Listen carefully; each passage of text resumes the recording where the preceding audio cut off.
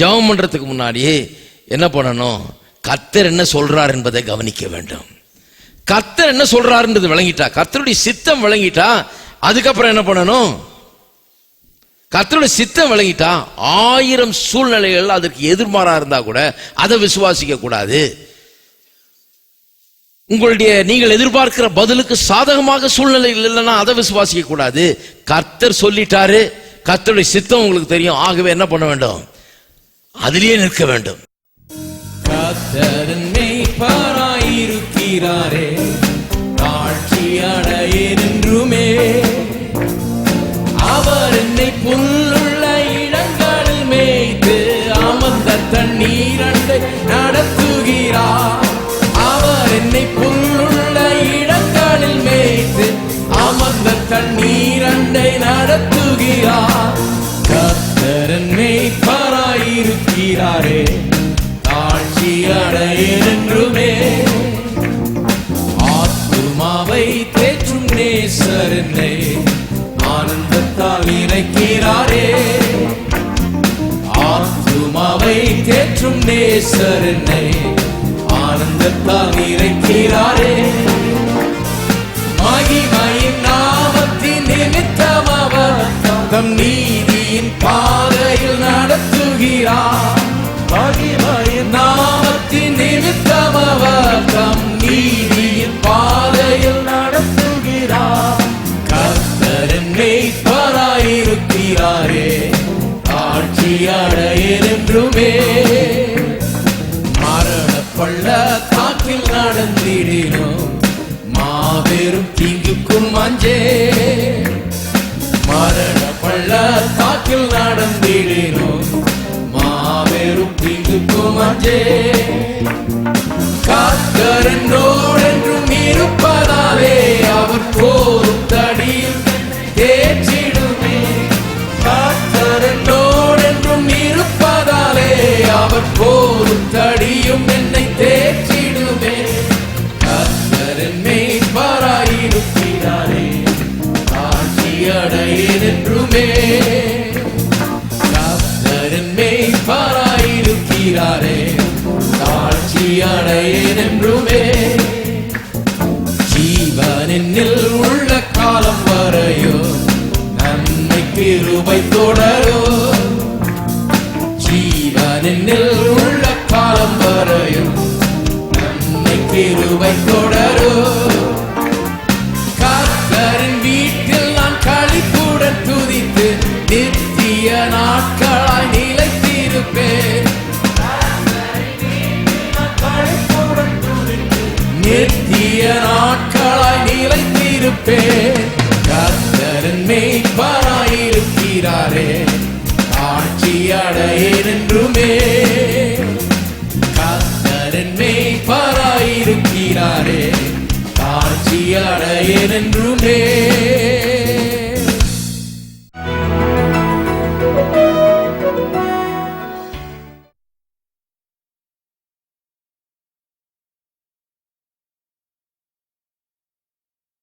Mark 11:20.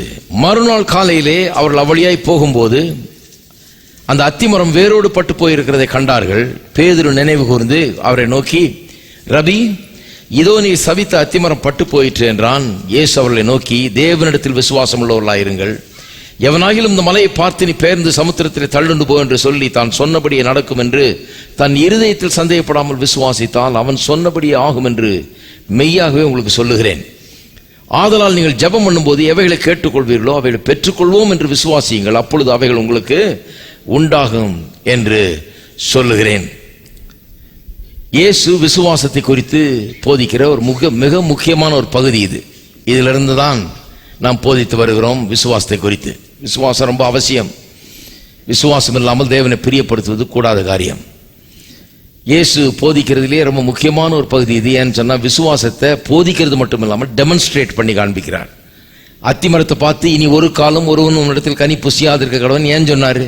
அத்தி மரத்துல பழம் இல்லாதனால அல்ல, பழம் அத்தி பழ காலமா இராதனால்தான் பணம் இல்லைன்னு சொல்லியிருக்காங்க. அப்புறம் ஏன் அதை பார்த்து இனி ஒரு காலம் ஒருவன் இடத்துல கனி புசியாதிருக்க கடவன் சொன்னாரு? அவர் சொல்லி அது அப்படியே ஆகி அதெல்லாம் சீஷர்கள் பார்த்து அதன் மூலமாய் விசுவாசம் எப்படி இயங்குகிறது, எப்படி செயல்படுகிறது என்பதை கற்றுக்கொண்டு அவர்களும் அப்படியே விசுவாசத்தை செயல்படுத்த வேணும் என்கிறதுக்காக தான் அப்படி பண்ணார். வேணும்னே ஒரு டெமான்ஸ்ட்ரேஷன் மாதிரி கல்லூரிகளில் பள்ளிக்கூடங்களில் டெமான்ஸ்ட்ரேஷன் பண்ணி காமிக்கிறோம். அது போல சொல்கிறோம், சொன்ன பிறகு அது கூட ஒரு மூவி போட்டு காமிப்பாங்க, ஒரு டாக்குமெண்ட்ரி போட்டு காமிப்பாங்க. ஏன்னா பார்க்கவும் செய்யணும், அப்போ தான் அது விளங்கும் நல்லா. அப்போ சொல்கிறாரு சத்தியத்தை, அதோடு கூட ஒரு விஷுவலும் கொடுக்குறார். அது என்னன்னா அந்த அத்தி மரத்தை பார்த்து பேசி அவன் கண்ணு முன்னாலே அது பட்டு போயிற்று. அப்புறம் சொல்றாரு, தேவனிடத்தில் விசுவாசம் உள்ளவர்களாக இருங்கள். சொன்ன மற்ற ஆங்கில மொழிபெயர்ப்புள்ள சில சமீபத்தில் இப்படி மொழிபெயர்த்திருக்கிறாங்க, தேவனுடைய விசுவாசத்தை உடையவர்களாக இருங்கள். அதாவது நம்ம பைபிள் ஃபெய்த்தை டீச் பண்ணிட்டு இருக்கிறோம். வேதம் விசுவாசம்னு சொல்றதே அந்த விசுவாசம் என்னன்னு போதித்து கொண்டிருக்கிறோம். உலகம் விசுவாசம்னு சொல்றது அது வேற. பைபிளில் விசுவாசம்னு சொல்லும்போது எதை விசுவாசம்னு சொல்லுகிறது அதைத்தான் போதிச்சுட்டு இருக்கோம். ஏன்னா அவர் சொல்றாரு சீஷல்கிட்ட, நீங்கெல்லாம் பார்த்த பிறகு அத்திமரம் வேரோடு பட்டு போயிட்டது பார்த்த பிறகு நீங்க சொல்றீங்க பட்டி போயிட்டு சொன்னபடி ஆயிடுச்சேன்னு. ஆனா நானும் சொல்லும் போதே நான் சொன்னபடி ஆகும் என்று நம்பி விசுவாசத்தை நான் சொன்னேன், எதிர்பார்த்தேன். இதுதான் என்னுடைய விசுவாசம். உங்களிடத்தில் இருக்கிறது விசுவாசம் இல்லை, என்னுடைய விசுவாசத்தை உடையவர்களாயிருங்கள்னு சொல்றார். தேவனுடைய பிள்ளைகள் தேவனுடைய பிள்ளைகளாக இருக்கிறதுனாலே அவருடைய விசுவாசம் நமக்கு கொடுக்கப்படுகிறது. அது எப்படி இயங்குகிறது என்பதெல்லாம் இதில் பார்த்து வருகிறோம். குறிப்பாக இதில் ஒரு காரியத்தை சொல்றாரு, அதாவது இருதயத்தில் விசுவாசித்தால், இருதயத்தில் சந்தேகப்படாமல் விசுவாசித்தால். அப்ப இந்த இருதயத்தில் விசுவாசிக்கிறது குறித்து பேச ஆரம்பித்தேன். அதுல இருந்து அவிசுவாசத்தை பற்றி பேச ஆரம்பிச்சேன். சந்தேகப்படாமல் விசுவாசிக்கிறதுனா என்னங்கிறத பற்றி இப்ப பேசி கொண்டிருக்கிறோம் சில வாரங்களாக. ஏன்னா அது ரொம்ப முக்கியம். அது ஒரு கண்டிஷன், ஒரு கண்டிஷன் தான் போடப்பட்டிருக்குது. அதனால தான் இந்த கண்டிஷனை ரொம்ப பெருசா எடுத்து பேசுறோம். ஏன்னு சொன்னா இதை தீர்த்து கட்டின அந்த சந்தேகத்தை, அவிசுவாசத்தை ஒழித்து கட்டினால் விசுவாசம் வேலை செய்ய ஆரம்பிக்கும். அப்பொழுது அதன் மூலமாக நாம் பலன் பெற முடியும். அதனால தான் இதை குறித்து விரிவாக நாம் போதித்து வருகிறோம். இதுல ஒரு முக்கியமான காரியம் இன்னொன்று கிளியர் பண்ண விரும்புகிறேன் இன்னைக்கு தொடர்ந்து போறதுக்கு முன்னால. அது என்னன்னு சொன்னா, அநேகர் சொல்றாங்க அவர் செஞ்சாரு, அவர் அத்திமரத்தை பார்த்து பேசினாரு, அது அப்படியே ஆயிற்று. உங்களுக்கு என்ன நினைப்பு? நீங்களும் அவர் மாதிரியா? நீங்க சொன்னா அப்படி ஆயிடுமா? அவர் தேவகுமாரன் ஆகவே சொன்னார், நீங்க சொன்னா அப்படி ஆகுமா அப்படின்றாங்க. நல்லா கவனிக்கணும். அவர் அப்படி செஞ்சுட்டு சீஷர்கள் நீ சபித்த அத்திமரம் பட்டு போயிட்டு என்று ஆச்சரியப்பட்டு சொல்லும் போது, தேவனிடத்தில் விசுவாசம் உள்ளவர்களா இருங்கள்னு சொல்லி அப்படியே விட்டுருக்கலாம், அல்லது தேவனுடைய விசுவாசத்தை உடையவர்களான்னு சொல்லி அப்படியே விட்டுருக்கலாம்.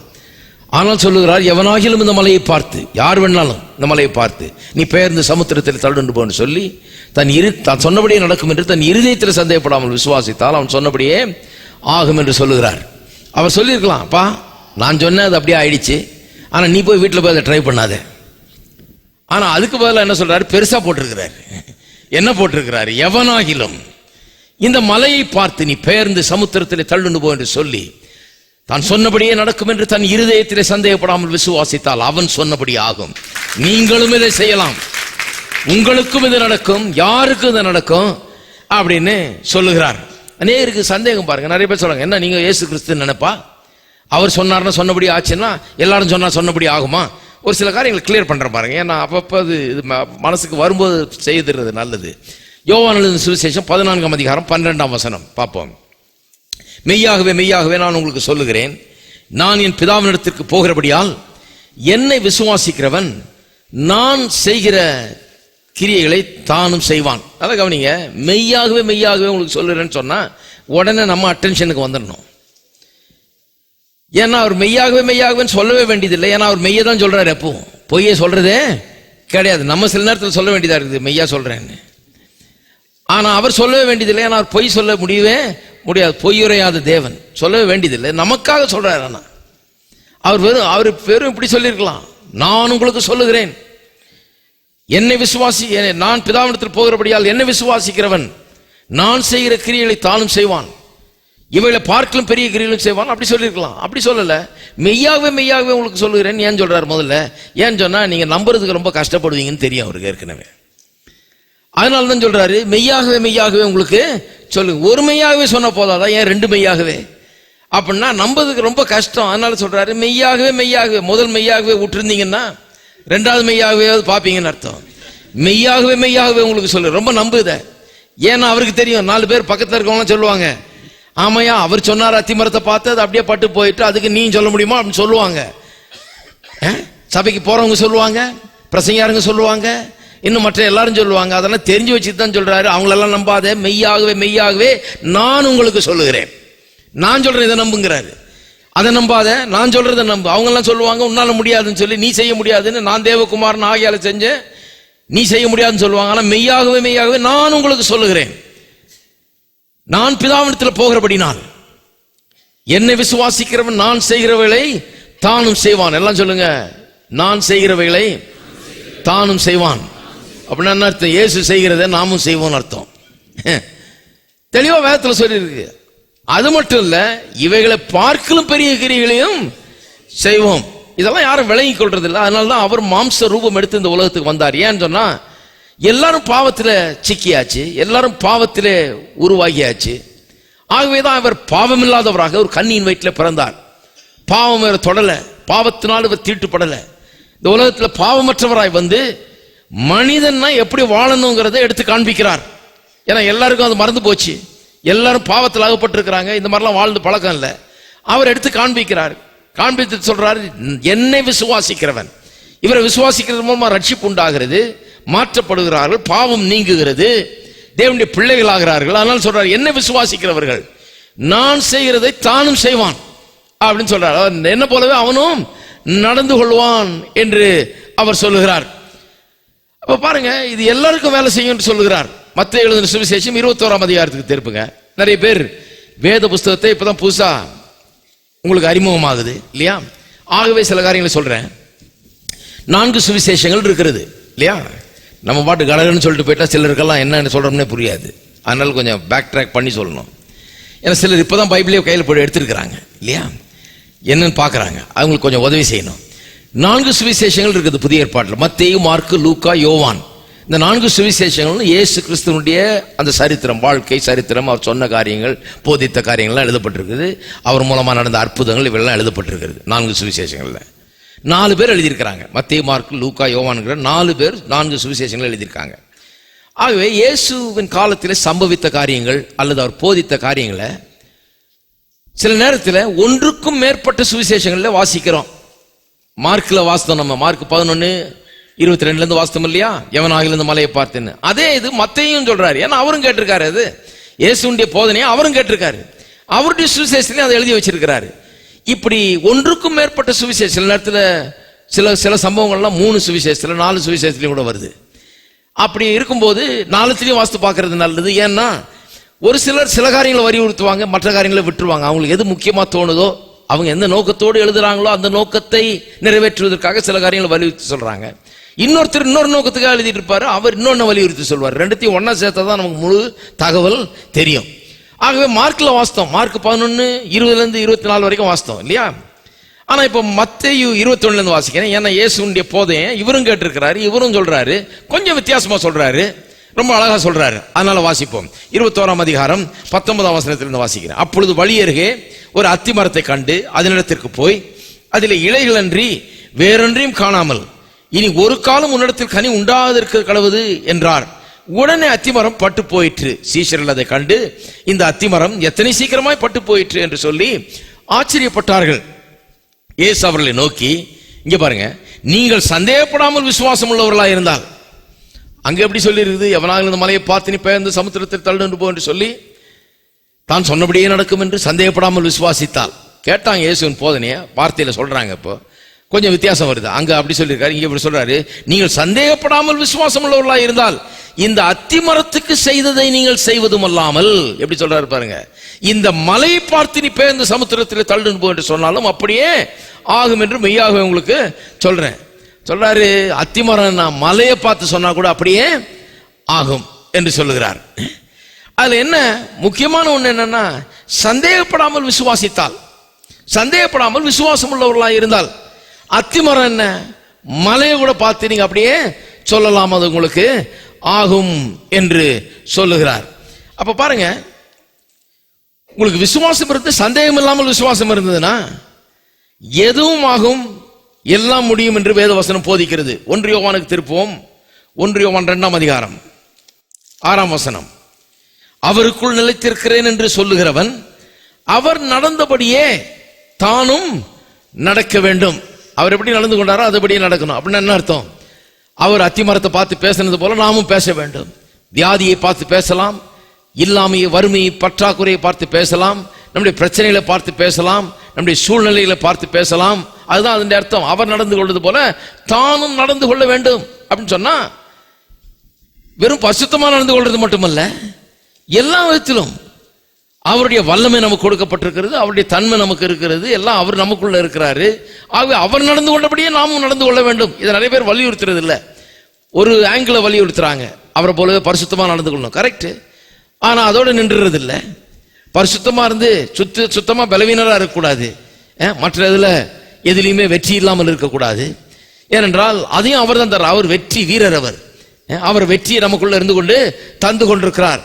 ஆகவே அவரை போலவே தானும் நடந்து கொள்ள வேண்டும் என்று வேதவசனம் சொல்லுகிறது. அப்ப பாருங்க, அவர் இந்த உலகத்தில் இருந்த போது மரத்தை பார்த்து பேசினாரு, காற்றை பார்த்து பேசினாரு, கடலை பார்த்து பேசினாரு, அலையை பார்த்து பேசினாரு, ஜுரத்தை பார்த்து பேசினாரு, பிசாசை பார்த்து பேசினாரு. எல்லாத்தையும் பார்த்து பேசி போன்னு சொல்றாரு, அது போகிறது. நில்லுன்னு சொல்றாரு, நிக்குது. அமைதியாருன்னு சொல்றாரு, அது அமைதியா இருக்குது. அப்ப பாருங்க, பேசுகிறார். அதான் சொல்லுங்க, பேசுகிறார். அதான் சொல்லி இருக்குது, எவனாயிலும் இந்த மலையை பார்த்து நீ பெயர்ந்து சமுத்திரத்தில் தள்ளுண்டு போ என்று சொல்லி, எவனா அந்த மலையை பார்த்து இது போயிடுமா என்று விஷ் பண்ணி அப்படின்னு இல்லை, இது போனா நல்லா இருக்குமே என்று நினைத்து இல்லை. எவனாக இந்த மலையை பார்த்து நீ பெயர்ந்து சமுத்திரத்தில் தள்ளுண்டு போ என்று சொல்லி, தான் சொன்னபடியே, பாருங்க இரண்டாவது தடவை சொன்னபடியே நடக்கும் என்று தன் இருதயத்தில் சந்தேகப்படாமல் விசுவாசித்தால் அவன் சொன்னபடியே, மறுபடியும் சொன்னபடியே வருது சொல்றது பற்றி. 3 தடவை சொல்லி சொன்னபடியே வருது. அப்ப இந்த சொல்றது எவ்வளவு முக்கியம்னு பாருங்க. அப்புறம் அதை தான் கொண்டாந்து ஜபத்துல கனெக்ட் பண்றார். நீங்கள் ஜபம் பண்ணும் போது எவைகளை விரும்பி கேட்டுக்கொள்கிறீர்களோ, அப்ப ஜபம் பண்ணும் போது என்ன பண்றோம்? சொல்றோம். பிரச்சனையை பார்த்து சொல்றோம். ஜபம் பண்ணும் போது எந்த கேட்டுக்கொள்கிறோமோ அதை சொல்லுகிறோம். இந்த சொல்லுகிறோம்ங்கிறது ரொம்ப முக்கியம். ஆனா சொன்னபடினால அப்படி ஆகணும் இல்ல, நல்லா கவனிங்க. சொன்னதுனால அப்படி ஆயிடும் இல்ல, சந்தேகப்படாமல் விசுவாசித்தால் அது ரொம்ப முக்கியம். அதைத்தான் இங்க வலியுறுத்தி வருகிறேன். சொல்லியாச்சு. நிறைய பேருக்கு பிரச்சனை என்ன, சொன்ன பிறகு சந்தேகம் பண்றது, சொன்ன பிறகு அவிசுவாசம் அங்க வேலை செய்யுது, சொன்ன பிறகு மாறிடுறாங்க. அவர் என்ன சொல்றாரு? சொல்லிட்டு அப்புறம் சந்தேகப்படாமல், சொல்லிட்டு அப்புறம் அவிசுவாசி ஆயிராமல், சொல்லிட்டு அப்புறம் அதை மாத்தி கொள்ளாமல், ஏதோ முதல்ல ஆரம்பத்தில் விசுவாசத்தை சொல்லிட்டு அதுக்கப்புறம் கண்டதை பேசிட்டு இருக்கிறது இல்ல, சொல்லிட்டு அப்படியே சொன்னதையே திரும்ப சொல்லிட்டு இருக்கணும், சொன்னதிலேயே அப்படியே நிக்கணும், சொன்னதை மாத்திக்க கூடாது. சொன்னதை நடுவில் ஏதோ சூழ்நிலையை பார்த்ததுனால, அதை பார்த்ததுனால, இதை பார்த்ததுனால சொன்னதை மாத்திக்க கூடாது. சந்தேகப்படாமல் விசுவாசித்தால் என்ன, சொன்னதை மாத்தாம அப்படியே அதிலேயே நிற்க வேண்டும் என்கிற பொருள். யாக்கோபு 1ஆம் அதிகாரத்துக்கு திருப்போம். யாக்கோபு 1:5 வசனம். உங்களில் ஒருவன் ஞானத்தில் குறைவுள்ளவனாயிருந்தால் யாவருக்கும் சம்பூர்ணமாய் கொடுக்கிறவரும் ஒருவரையும் கடிந்து கொள்ளாதவருமாகிய தேவனிடத்தில் கேட்க கடவன், அப்பொழுது அவனுக்கு கொடுக்கப்படும்.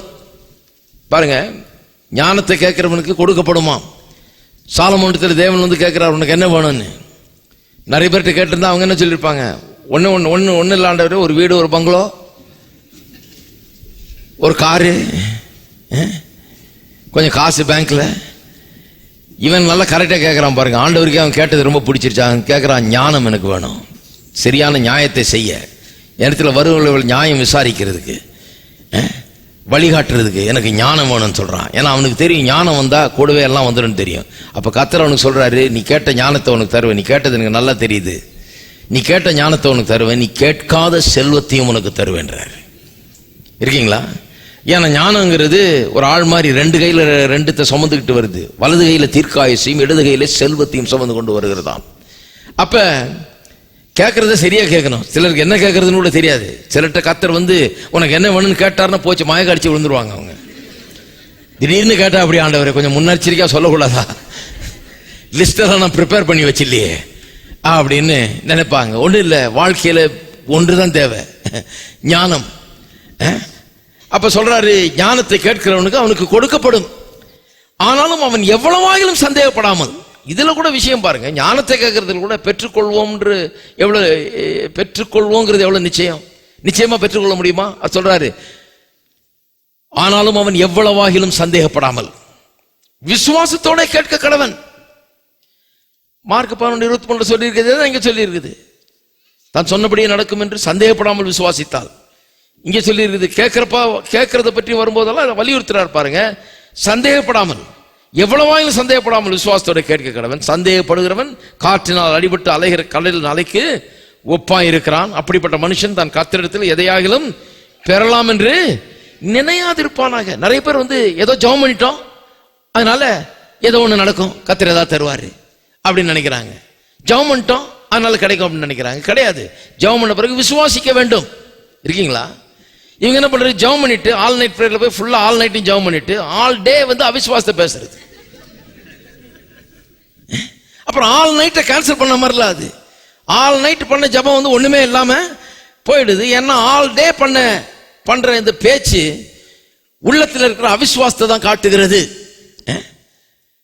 நான் காண்பித்து வரேன் இல்லையா? அவிசுவாசத்தின் அறிகுறிகள்லாம் நான் காமிச்சிட்டு வரேன். சந்தேகத்தின் அறிகுறிகள்லாம் நான் காமிச்சிட்டு வரேன். கவலை உள்ள இருக்குதுன்னு எப்படி தெரியும்? இருதயத்தின் நிறைவினால் வாய் பேசும். கவலையே பேசிட்டு இருக்கிறாள் பாருங்க. உள்ள எண்ணத்தினால் நிறைஞ்சிருக்கார், விசுவாசத்தினால் இல்ல, உள்ள சந்தேகத்தினால் நிறைந்திருக்கிறார், கவலையினால் நிறைந்திருக்கிறார்ங்கிறது கிளீனா தெரிகிறது. அப்ப நல்லா கவனிக்க வேண்டும். இதெல்லாம் ஜெபம் பண்ணிட்டோன்றதுனால கிடைச்சிடும் இல்ல, ஜெபம் பண்ணிட்டு விசுவாசிக்க வேண்டும், அதை பெற்றுக்கொள்வோம் என்று. ஆதலால் நீங்கள் ஜெபம் பண்ணும் போது எவைகளை விரும்பி கேட்டுக்கொள்வீர்களோ அவைகளை பெற்றுக்கொள்வோம் என்று விசுவாசிங்க. அப்பொழுது அவைகள் உங்களுக்கு. ஜெபம் பண்ணோன்னா வேலை முடிஞ்சிடல, ஜெபம் பண்ண பிறகுதான் வேலையை ஆரம்பிக்குது. ஜெபம் பண்ண பிறகு இப்போ ஜெபம் பண்ணிட்டோம், கர்த்தரிடத்தில் இதை கேட்டுட்டோம், இனிமே என்ன பண்ணணும்? தொடர்ந்து நான் விசுவாசிக்க வேணும், அதை பெற்றுக்கொள்வேன் என்று விசுவாசிக்க வேணும். ஜெபம் பண்ணிட்டதுனால கிடைச்சிடாது. ஜெபம் பண்ணிட்டு தொடர்ந்து விசுவாசத்தில் நிற்கிறதுனால தான் அந்த பதில் கிடைக்கும். ஜெபம் பண்ணிட்டு நாளைக்கு எல்லாத்தையும் மாத்தி மாத்தி பேசிட்டு இருந்தா என்ன பண்றது? காட்டுல அடிபடுகிற அலசடிப்படுகிற மனுஷனை போல இருப்போம். அப்படிப்பட்ட மனுஷன் கர்த்தரிடத்திலிருந்து ஒன்றையும் பெற்றுக்கொள்வோம் என்று நினைக்க கூடாதுன்றார். ஆனா நிறைய பேர் நினைச்சிட்டு இருக்காங்க, இதை கிடைச்சிடும் ஜெபம். ஏன்னா ஆல் நைட் ஜெபம் பண்ணிருக்கிறேன், ஏன்னா நான் உபவாசம் எடுத்து ஜெபம் பண்ணிருக்கேன். கர்த்தர் எதை சொல்றாரோ அதை செய்யறது இல்லை. ஆனா இவங்க என்னென்ன செய்யணுமோ அதெல்லாம் செஞ்சுட்டு அதனால கிடைக்கும்னு எதிர்பார்க்கறாங்க. கர்த்தர் எதை சொல்றாரோ அதை செய்யறது இல்லை. நான் சொல்லுகிறேன், ஜெபம் பண்றதுக்கு முன்னாடியே என்ன பண்ணணும்? கர்த்தர் என்ன சொல்றார் என்பதை கவனிக்க வேண்டும். கர்த்தர் என்ன சொல்றாருன்றது விளங்கிட்டா, கர்த்தருடைய சித்தம் விளங்கிட்டா, அதுக்கப்புறம் என்ன பண்ணணும்? கர்த்தருடைய சித்தம் விளங்கிட்டா 1000 சூழ்நிலைகள் அதற்கு எதிர்மாறா இருந்தா கூட அதை விசுவாசிக்க கூடாது. நீங்கள் எதிர்பார்க்கிற பதிலுக்கு சாதகமாக சூழ்நிலை இல்லைன்னா அதை விசுவாசிக்க கூடாது. கர்த்தர் சொல்லிட்டாரு, கர்த்தருடைய சித்தம் உங்களுக்கு தெரியும், ஆகவே என்ன பண்ண வேண்டும்? அதிலேயே நிற்க வேண்டும். கர்த்தருடைய சித்தம் இதுதான், நான் சித்தத்தின்படி கேட்டிருக்கிறேன், நிச்சயமா நான் பெற்றுக்கொள்வேன் என்கிறத நிற்க வேண்டும். இருக்கீங்களா? சில சொல்றாங்க ஜெபம் பண்ணிட்டயா, அப்புறம் கர்த்தருக்கு சித்தம் எதையாவது தரட்டும் அவரு.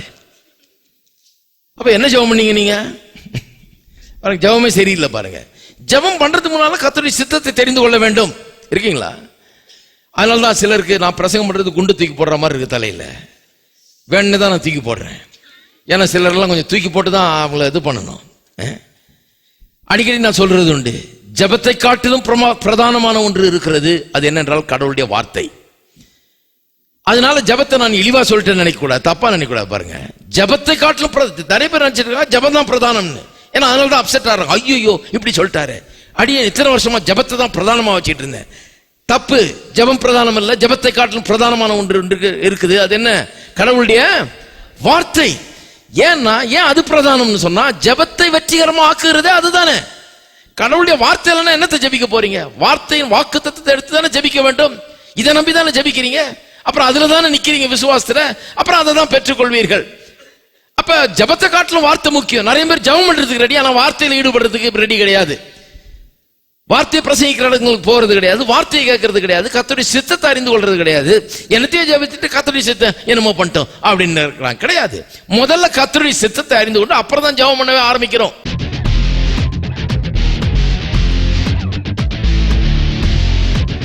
நான் ஒரு ஏழை விசுவாசி, எனக்கு ஒண்ணு இல்லை, இப்படியே பேசிட்டு இருந்தா என்னைக்கு முன்னேறது? உனக்கு கஷ்டம். ஏன்னு சொன்னா இது உள்ள மாறலன்னு அர்த்தம். அப்படி பேசுற ஆளை பாத்தீங்கன்னா உள்ள ஒண்ணும் நடக்கல, வேர்ல ஒண்ணும் எஃபெக்டே இல்லை. வேர்ல ஒண்ணும் நடக்காதனால வெளியே ஒண்ணும் வரப்போறது கிடையாது. அவர் இன்னைக்கெல்லாம் போலாம், இந்த தலைமுறை பூரா கோயிலுக்கு போயிட்டு வரலாம், ஒண்ணும் நடக்க போறது கிடையாது. தரித்திரமா தான் இருக்க போகுது. அந்த நிலை மாற போறதே கிடையாது.